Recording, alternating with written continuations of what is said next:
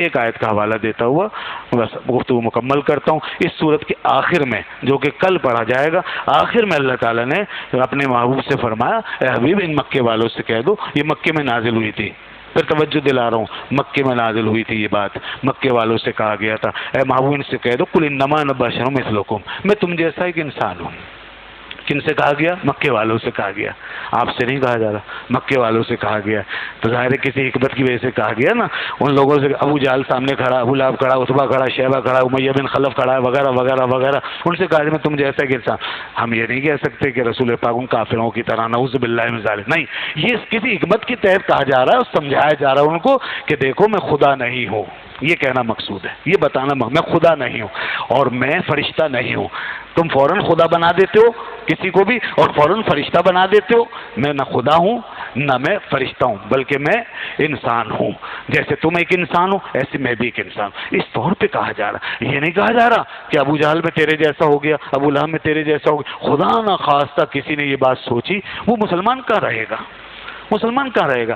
تو اس لیے یہاں پہ غور فرمائے علماء نے جو تشریح کی، وہ جو پھر ہم تفسیروں کو نہیں لیتے نا، پھر لوگ اپنی اپنی منطق لگاتے ہیں اور بس ترجمہ کر کے کام چلا لیتے ہیں. علماء نے جو لکھا آج تک یہی کہ کسی نے کہا مثلا کہ یہ عاجزی ہے، حضور سے عاجزی کروائی گئی، عاجزی کے طور پہ کہلوایا گیا اپنے رسول سے عاجزی کے طور پہ. اور کسی نے کہا کہ یہ بات ان کو شرک سے بچانے کے لیے کہ میں خدا نہیں ہوں، مجھے خدا نہ سمجھ لینا، اور گمراہی سے بچانے کے لیے کہ میں فرشتہ نہیں ہوں، اس طور پہ کہی گئی. اور شیخ محقق نے ایک اور بات کی، فرمایا یہ بات متشابہ ہے بھائی، یہ ہماری سمجھ میں ہی نہیں آتی. یہ بات، یہ ترجمہ تو ہم کرتے ہیں مگر اس کا مفہوم ویسے ہی ہماری سمجھ میں نہیں آتا جیسا کہ وہ آیتیں جس میں اللہ نے فرمایا ید اللہ فوق ایدیہم، اللہ کا ہاتھ ہے ان کے ہاتھوں کے اوپر. تو اللہ کا ہاتھ کہاں ہوتا ہے؟ ہم اس کی حقیقت نہیں سمجھ سکتے. اللہ کا ہاتھ کہاں ہوتا ہے؟ ترجمہ ہو رہا ہے مگر حقیقت نہیں پتا. ایسے ہی اس آیت کا ترجمہ ہو رہا ہے مگر حقیقت ہمیں نہیں پتا.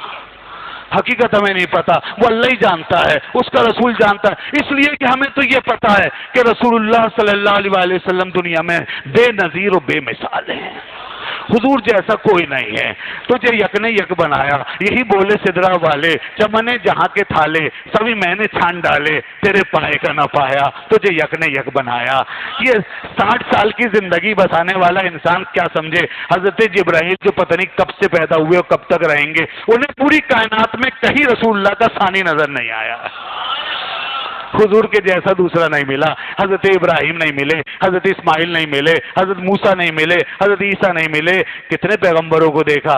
حضور نے جب پوچھا جبرائیل ہمارے جیسا بھی کوئی دیکھا؟ کہنے لگے یا رسول اللہ، یا رسول اللہ، میں نے زمین و آسمان کی ساری پرتیں دیکھی ہیں، ساری مخلوق دیکھی ہے، مگر فلم ارا مثل محمد صلی اللہ علیہ وسلم، لیکن میں نے محمد مصطفیٰ جیسا کوئی دوسرا نہیں دیکھا.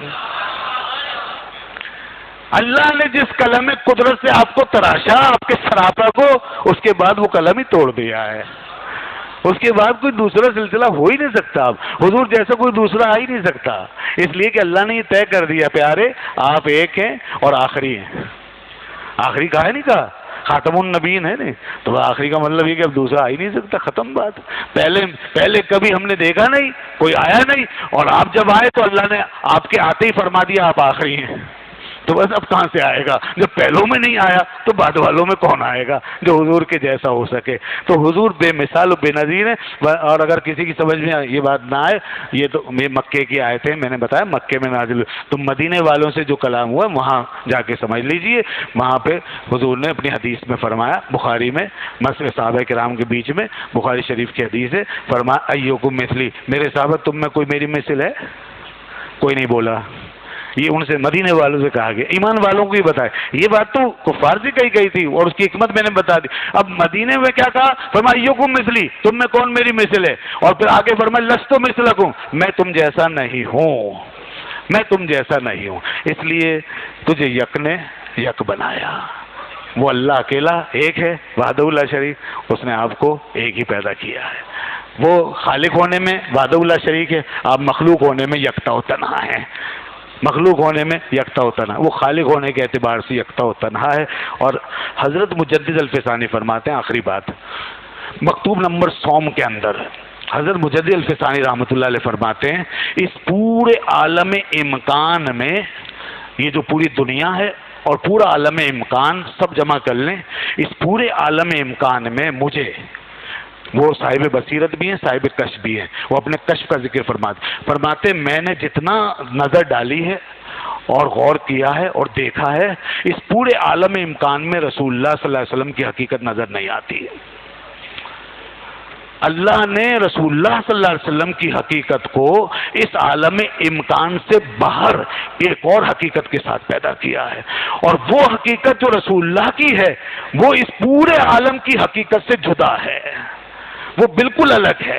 حضور کو جس حقیقت سے پیدا کیا ہے وہ ایک اور چیز ہے، اور دنیا کو جس حقیقت سے پیدا کیا ہے وہ اور ہے۔ وہ فرماتے ہیں رسول اللہ صلی اللہ علیہ وسلم کو اللہ تعالیٰ نے ایک اور حقیقت ہے، اور اسی لیے یہ عالم تو بعد میں پیدا ہوا ہے۔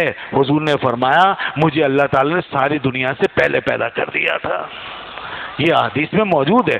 اور یہ عالم جو بنا ہے یہ تو عنصر سے بنا ہے، یہ ایٹم سے بنا ہے، یہ آگ ہوا پانی مٹی سے بنا ہے، یا اس کی اپنی ایک حقیقت ہے۔ اگر عالم نور بھی ہے تو وہ اپنی ایک عنصر سے بنا، اس کا بھی ایک عنصر ہے، وہ اس سے بنا ہے۔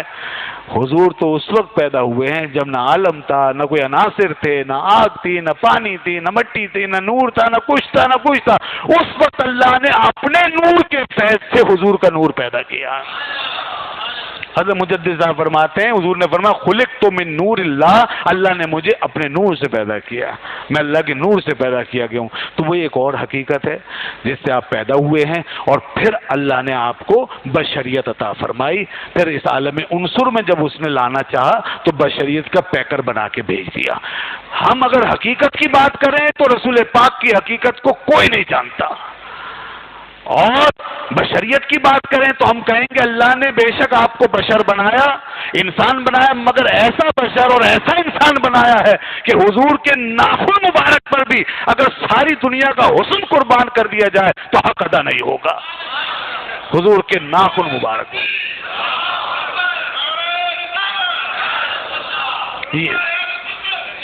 حضور کے ناخن مبارک کے حسن کو بھی دنیا کا کوئی جلوہ حضور کے ناخن مبارک کے حسن کا بھی مقابلہ نہیں کر سکتا۔